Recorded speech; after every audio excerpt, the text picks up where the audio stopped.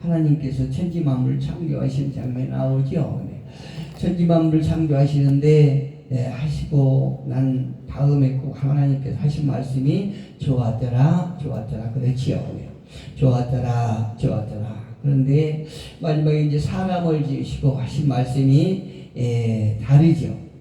사람을 하나님 형상대로 지으신 후에는 힘이 좋았더라. 하나님 힘이 좋았더라. 이제 성경이 그 대목에 나오지 않았지만 제 심장에 하나님께서 힘이 좋았더라 사람을 지으시고 그렇게 말씀하신 것은 처음 사람의 상태, 그러니까 마음의 상태가 아주 죄가 없는 것은 물론이요, 아주 깨끗하고 파라다이스 그 상태였을 것 같아요. 예.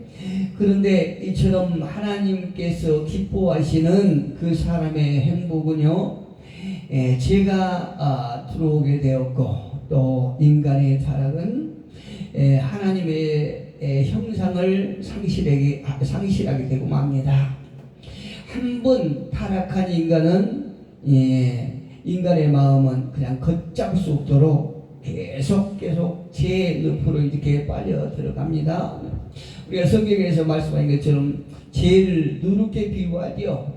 누룩처럼 이게 죄는 그 모양만 딱 있어도 그냥 빠른 속도로 이렇게 번져나가기 때문에 이 죄가 우리 인간에 딱 들어온 후로는 막 걷잡을 수 없이 막 계속 인간들이 타락해 갑니다. 그 상태를 바울은 이렇게 말합니다. 로마서 1장 28절에 보니까 그들이 이제 타락한 인간의 마음이 그 마음에 하나님 두기를 싫어하며 하나님께서 그들을 그 상실한 마음대로 내버려 두사 합당하지 못한 일을 하게 하셨으니 이렇게 말씀하고 있어요. 이 말씀을 보니까 사도 바울은 어떤 의미로 말하냐면은 마음에 하나님 두기를 싫어하며, 그러니까 인간이 처음 창조되었을 때 하나님과 함께 교제하며 화목하게 이렇게 행복을 누리면서 살 수 있도록 기움을 받았지만 하나님을 떠난 후에 하나님이 싫어함으로 하나님을 떠난 후에 그 마음이 상실했다 이렇게 이런 의도로 말씀하고 계세요. 그러니까 우리는 이제 많은 사람들이 이제 하나님은 우리에게 어떤 이렇게 죄를 넣는다고 이렇게 말을 하는 사람들도 있긴 있던데요. 우리가 그렇지 않고 성경을 자세히 보면 우리가 하나님을 떠남으로 그리스도 밖에 머물므로 우리가 이제 사단의 그냥 그 사정권 안에 들어간 거지요. 그래서 이제 마음이 상실하게 됐다는 것을 우리가 알 수 있습니다. 그들이 마음에 하나님 두기를 싫어하며 하나님께서 그들을 그 상실한 마음대로 내버려 두사, 그러니까 하나님 관심 밖에 벗어남으로 그들이 어떤 일을 하냐 하면은 이제 로마서 1장 28절에 보니까 불의, 추악, 탐욕, 악의가 가득한 자라고 말씀하세요. 이런 자들이 이제 하나님을 떠나는 자들은 시기와 살인과 분쟁, 사기, 악독이 가득한 자요, 수군수군 사단이 수군수군하는 자예요. 이렇게 타락한 자들은 이제 하나님을 떠나서 사단이 하는 짓을 하고 있는 거죠. 모든 죄는 하나님을 떠나는 데서부터 비롯됩니다. 그러니까 그리스도를 벗어날 때 사랑이 일어나는 거지요. 그렇다면 하나님께서 의도하신 방향과 전혀 다른 방향으로 가는 거예요. 조금 전에 말씀드렸던 것처럼 사도 바울이 말했던 것처럼 비방하는 자요, 하나님께서 미워하시는 자요, 능욕하는 자요, 교만한 자라고 말하는 것이요. 자랑하는 자요, 악을 도모하는 자요, 부모를 거역하는 자요, 우매하는 자요, 배약하는 자요, 무정한 자요, 무자비한 자라. 그들이 이 같은 일을 행하는 자는 사형에 해당한다고 하나님께서 정하심을 알고도 자기들만 행할 뿐 아니라 다른 사람도 그 일을 하게끔 이렇게 막 유혹하는 거예요. 마귀의 자식들이 이제 다른 사람도 이제 마귀의 자녀를 만들기 위해서 막 유혹하고 이렇게 한다는 거죠. 그러니까 이런 상태를 인간을 한마디로 평가할 때 한다면 어떻게 평가할 수 있냐? 병든 인생. 이미 병이 들었으므로 말미암아 그렇게 하나님께서 미워하시는 그런 일만 이제 골라서 한다는 거죠. 이렇게 우리가 이제 그 목사님들이나 저나 많은 사람들을 상대하지 않습니까? 많은 사람들을 만나고 이렇게 교제하고 그런데 이야기를 해보면요, 아니 왜 저 사람은 저런 상황에서 저렇게 말을 할까? 왜 저 사람은 저런 상황에서 저렇게 행동을 할까? 의아스러운 그런 분들이 많이 계세요. 엉뚱한 얘기를 하고 엉뚱한 얘기를 한다는 거죠. 그건 왜 그런가요? 자기 마음이, 자기 생각이 전혀 어떤 그 분별이 없는 거예요. 그러니까 정신적으로, 심령적으로 이미 병들고 상처가 많기 때문에 그런 거예요. 사람들은요, 흔히들 이렇게 말을 합니다. 돈을 잃으면 인생의 반을 잃은 것이다. 건강을 잃으면 인생의 모든 것을 잃어버린 것이다. 돈을 잃어버리면 인생의 반을 잃어버렸다고 얘기를 하는데, 건강을 잃은 것은 인생의 전부 잃었다고 말하죠. 그러니까 건강이 얼마나 소중하다고 건강에 대해서 찬양하는 거예요. 즉 이 말은 사람이 육신만 건강하면 아무 걱정할 것도 없다고 이렇게 말하는 거죠. 여러분 어떻게 생각하십니까? 건강만 있으면은 아무 걱정이 없을까요? 근데 그렇지 않잖아요. 우리 인생에 살아가면서 육체의 질병보다도 훨씬 더 심각한 것이 있어요. 육체의 질병보다 더 심각한 것은 어떤 병이냐? 정신적인 병이에요. 심리적인 질병이에요. 그런데 이 정신적인 것, 심리적인 것보다도 더 문제가 심각한 병이 있는데 그 병은 어떤 병이냐면은 영혼의 질병이에요. 할렐루야. 영이 죽어 있는 것. 그러니까 조금 전에 말씀드린 것처럼 병든 인생이지만 우리가 보이는 어떤 육체적인 인생보다도 더 안타까운, 더 심각한 질병은 영혼의 질병이다. 이렇게 말씀하고 있는 거예요. 세상에서 보면 막 묻지마 살인들, 아무 이유 없이 그냥 길거리 가는 사람들 막 죽이고 막 이런 사람들 있잖아요.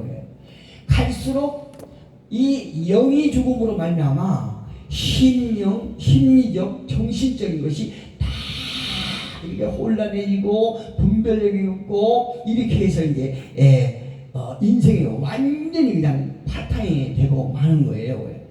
가장 큰 문제는 육체적인 질병보다도 정신적이고 심리적인 질병입니다. 그런데 이 정신적이고 심리적인 질병의 원인은 뭐냐면은 영이 죽어 있는 상태를 우리가 알 수 있어요.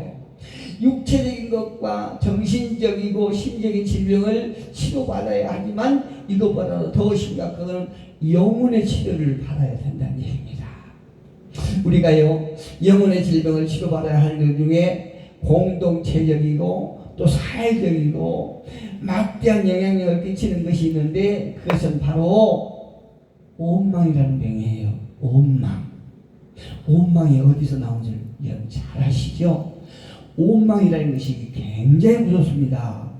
이거는요, 오만이라는 것은 마치 암세포 같아요. 암세포가 조그맣게 이게 딱 자라기 시작하면은 걷잡을 수 없이 이렇게 빠른 속도로 이렇게 전이가 되는 것처럼 이 오만도 똑같은 거예요. 우리 세상을 살아가면서 이 세상이 얼마나 복잡하고 우리가 정말로 인간으로서 감당이 어려운 이런 일들이 많지 않습니까? 그런데 그걸 감당하지 못하고 막 원망불평하는 것이요, 이게 굉장히 심각한 거예요.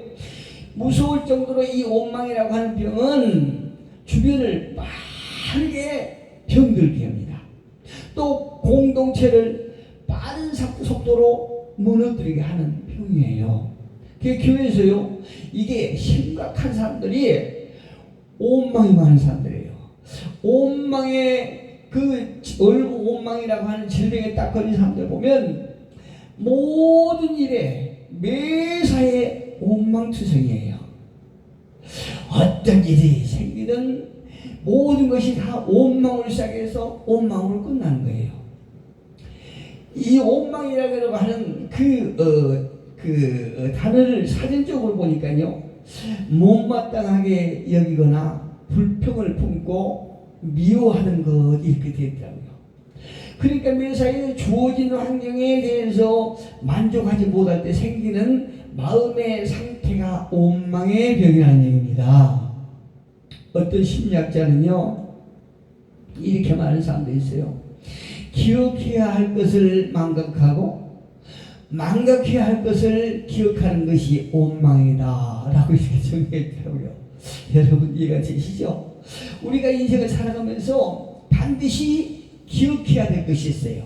근데 그 기억해야 될 것을 망각해버리고 또 망각하는 것이 우리에게 복이 되는 것을 망각하지 않고 기억하는 것이에요. 이것이 온망이라고 하는 병이라는 얘기입니다. 이런 온망의 병은요, 불신자나 그리스도인이라고 할지라도 불신에 빠지게 되면 찾아오게 되는 병이 온망의 병이에요. 이 온망의 병이 심각한 것은 모든 범죄와 잘못이 이 불평과 온망으로부터 찾아오는 사실이에요. 그러니까 모든 불평과 범죄들의 뿌리가 온망이라고 할 수 있는 거죠. 예. 그렇다면 이 온망의 병을 어떻게 해야 치료를 받을 수 있을까요? 온망의 병은 누구나 다 걸릴 수 있습니다. 그런데 그 치료가 중요하죠. 온망의 병을 치료하는 것은 어떻게 해야 되냐? 지난날에 하나님께서 베풀어 주신 은혜를 기억하는 것이에요. 할렐루야. 우리가 하나님의 은혜를 모두 다 받았습니다. 그런데 이 은혜는 끝까지 우리가 망각해서는 안 되는 거예요. 그런데 많은 사람들이 하나님의 은혜를 받고도 은혜 받지 못한 것처럼, 은혜를 경험하지 못하는 사람처럼 늘 불평하고 불만하고 원망스럽게 삶을 살아가는 것이 큰 문제라는 거예요. 옛날에 저희가 이제 주안 북광장 쪽에 4층에서 사역을 할 때 있었는데요. 그때 4층에서 사역을 하는데 어떤 형제가 누나하고 찾아왔어요. 누나하고 찾아왔는데 이 동생, 누나도 마귀의 기생에 딱 잡혔는데 동생은 아주 심각한 상태예요. 굉장히 심각한 상태예요.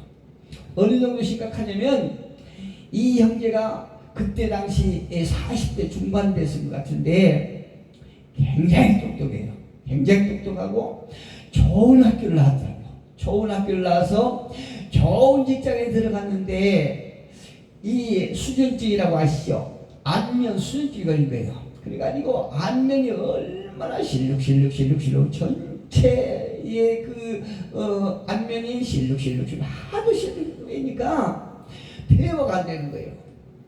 상담이 안 되는 거예요. 그래서 그 직장에서 상담을 많이 하는 이 분야였던 것 같아요. 그런데 상담이 안 되니까 결국은 그 직장에서 쫓겨났어요. 쫓겨나서 어디 이제 직장에 가지 못하고 이제 자기 누나 부동산 하는데 거기서 뭐 이렇게 장일을 하고 있었던 것 같아요. 그런데 우리 교회에 이제 은혜를 받으러 왔어요. 그때도 역시나 이제 저녁이면은 매일 저녁에 예배하고 안수하고 막 이렇게 했었는데요. 와서 우리가 찬양을 하고 말씀을 전하고 안수하면은 난리가 나는 거예요. 난리가 나요. 그 말 그대로 난리가 나요. 펄쩍펄쩍 뛰고, 이야, 그 마귀가 그렇게 몸부림을 치는지 나는 처음 봤어요. 얼마나 몸을 치는데. 근데 그 상태가 굉장히 심각했거든요. 그래서 하루는 이렇게 딱 집에를 가지 못하게 하고 교회 유아실에서 먹고 자고 이렇게 3일 동안 하라고 그랬어요. 근데 이제 하는 이제 하겠다고 그래 짐을 싸가지고 왔어요. 그래갖고 교회에서 먹고 자고 맨날 이렇게 나고 이렇게 이야기하고 또 이제 그 집회를 하고 이렇게 막 그랬었거든요. 그런데 3년 동안 있으면서 이야기를 들어보니까 어떤 게 문제냐면 이 누나, 부동산 하는 누나가 동생 이름으로 뭔가 이렇게 했는데 그게 사기죄가 성립된 거예요. 그런데 동생 이름으로 한 거예요. 그래서 누나가 그 동생 이름으로 사기를 쳐가지고 이 동생이 사기죄로 들려가서 감옥에서 2년 동안 살고 나왔던 모양이에요. 그러니까 이 동생 입장에서는 얼마나 억울하고 불안했습니까? 자기도 모르는 사이에 누나가 자기 이름으로 뭔가를 이렇게 해가지고 그걸 사기죄에 성립이 돼서 이 동생은 돈 한 푼도 써보지도 못하고 돈 구경도 못하고 2년 동안 감옥 생활을 했으니까 얼마나 억울하고 불쌍했겠습니까? 그게 그 누나에 대한 원망이 대단한 거예요. 그래 제가 이제 그때 당시는 어떤 그 이렇게 상담에 대한 이론적인 것도 굉장히 부족하고 그럴 때거든요. 그런데 그때 제가 형제님 그렇게 안면 근육이 이렇게 실룩거리고 수전증에 걸려서 그렇게 하는 원인은 다른 사람을 미워하기 때문에 그렇습니다. 형제의 속마음에 미워하는 사람을 용서하세요. 그래야 그 병이 치유될 수 있습니다. 제가 그런 거예요. 그랬더니 이 사람이 지혜로운 사람이라 마음속으로 막 이제 그 누나에 대해서 이제 용서하게 해달라고 이제 기도를 한 것 같아요. 이 저녁에 이제 우리끼리 이제 같이 예배당에서 기도하고 찬양하고 안수하고 이렇게 끝나지요. 그러면 자로 딱 유아실에 들어가요. 유아실에 들어가서 혼자 성경을 보고 혼자 또 기도를 막 하는 거예요. 그러니까 본인도 이제 답답하니까 이제 마귀에게 노임을 받기 위해서 얼마나 노력을 하는 거죠. 그런데 제가 그렇게 말을 했더니 이 사람이 성령을 통해서 성령님을 의지해서 아닌 게 아니라 이 수조증이 하루아침에 그냥 깨끗하게 나와버린 거예요. 대단히 신음시를 했거든요. 대화가 잘 안 돼요. 하도 안 되는 신음시를 가니까 보기도 흉하고. 그런데 그 인생을 망가뜨리기 위해서 잡고 있던 마귀가 순식간에 그냥 나간 거예요. 왜 나갔을까요? 온망이 그 속에 가득일 때 할 때는 이 마귀 새끼가 그 온망을 먹고 그 안에서 살았던 거예요. 그런데 온망을 하나님께 맡겨드리고 용서를 하니까 마귀가 먹고 살 게 없지 않습니까? 그래서 나간 거예요. 그 형제에게서 나가는 거예요. 할렐루야. 우리는요 세상을 살아가면서 이 원망을 안 할 수는 없지만 그럼에도 불구하고 우리 인생을 승리하기 위해서는 원망을 몰아내야 됩니다. 원망을 거부해야 됩니다. 우리가 원망을 통해서 우리에게 얼마나 악한 것들이 우리를 괴롭힌지 그 예를 하나님은요 출애굽한 이스라엘 백성들을 통해서 성경에 분명하게 나타내 보이고 계십니다. 이스라엘 백성들은 우리가 너무나 잘 아시는 것처럼 억압받고 고통스러운 노예의 생활에서 오직 하나님의 은혜를 통해서 구원받았지요. 또 그들은 홍해를 육지처럼 하나님께서 길을 만들고 또 건너게 하신 것으로 끝나지 않으시고 그들 향해서 추격해오는 그 애국 군대를 수장시켜버리는 어마어마한 사건을 두 눈으로 똑똑히 보았던 사람들이에요. 그럼에도 불구하고 그들이 홍해를 지나 며칠이 지나자마자 환경을 보고 그냥 불평을 하고 원망을 하지 않습니까? 그들은 하나님께서 내려주신 만나를 보고 꿀맛 같다고 얼마나 만나에 대해서 막 사모하고 그러지 않습니까? 그 만나를 보고 꿀맛이라고 하더니 이게 얼마나 맛있었으면은 만나를 꿀맛 같다고 그렇게까지 평했겠습니까? 그런데 민수기 11장 8절에 가보니까 그 꿀맛 같다고 했던 만나를 그 맛이 기름 섞인 과자와 같다 이렇게 말해요, 이스라엘 백성들이. 그런데 그 꿀맛처럼 맛있던 과자를 기름 섞인 과자라고 했던 그 사람들이 얼마 지나니까 이제 그 꿀맛이 기름맛이요. 얼마 지나니까 이제 그들이 민수기 21장 5절에 가보니까요, 이 박한 식물이다 이렇게 말하고 있어요. 세상에 하나님께서 부족함이 없도록 그렇게 하늘에서 내려주신 만나를 처음에는 꿀맛 같다고 했던 그들이 이제 얼마 지나서 기름 섞인 과자와 같다 이렇게 하더니 이제 결국에는 박한 식물이 되어버린 것입니다. 하나님께서 주신 그 은혜의 만나가 여러분 인생의 어마어마한 병이 이렇게 원망이라고 하는 병이에요. 우리의 마음은 어떨까요? 내 자신의 마음은 어떨까요? 단지 이 말은 성경에 나온 이야기일 뿐이로 우리가 치부해버리면 안 되죠. 왜 그럴까요? 그들의 삶과 우리의 삶은 별로 다르지 않다고 저는 생각합니다. 저도 이 이스라엘 백성들처럼 그렇게 하나님의 은혜를 받고 하나님의 은혜를 잊어버리고 불평과 불만했던 이런 시기가 종종 있기 때문에 그렇습니다. 우리가 세상을 살아가면서 처음에는 좋았다가 자기 마음에 들지 않는다든가 조금 섭섭한 일이 있으면 언제 그랬냐는 식으로 원망의 대상으로 치부해버리는 것이 제약된 우리의 본성이라는 얘기입니다. 지난 9월달에요. 제가 어제 뉴스를 보니까 지난해 9월달에 양주에서요 43살 먹은 아들이 70된 아버지를 스리파 주먹으로 갈기갖고요 그 70살 되는 아버지가 세상에 3주란 진단을 받았어요. 얼마나 아버지를 때렸는지. 경찰이 조사를 받는데 그 아들이 아버지를 때리는 그 원인이 참 희한한 거예요. 얼마 전에 모친이 사망했습니다. 그런데 모친이 사망한 그 원인을 아버지 때문이라고 그런 거예요.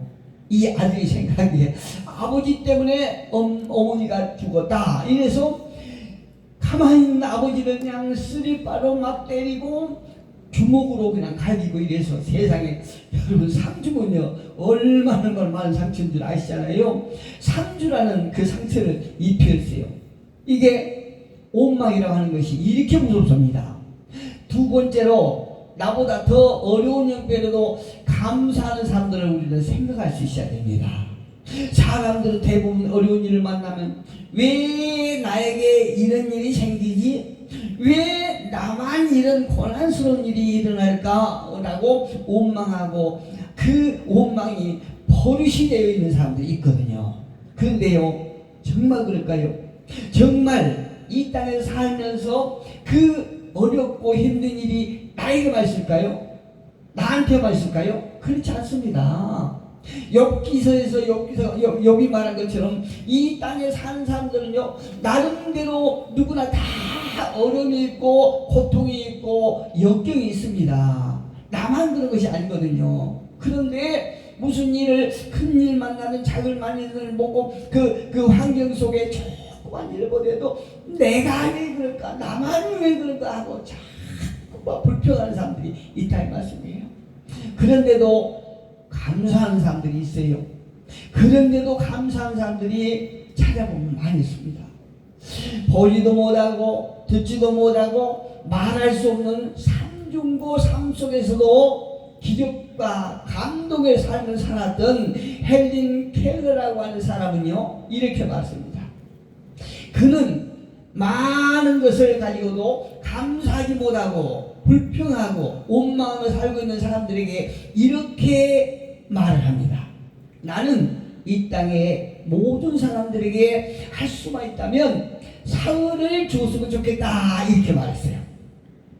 첫째, 하루는 나처럼 아무것도 볼 수 없고 눈먼 채로 살도록 하고, 또 하루는 아무것도 듣지 못하는 청각장애로 살도록 하고, 또 하루는 아무것도 말하지 못하고 벙어리처럼 살게 한다면 사람들은 감사의 의미를 알게 될 것이다, 이렇게 말했어요.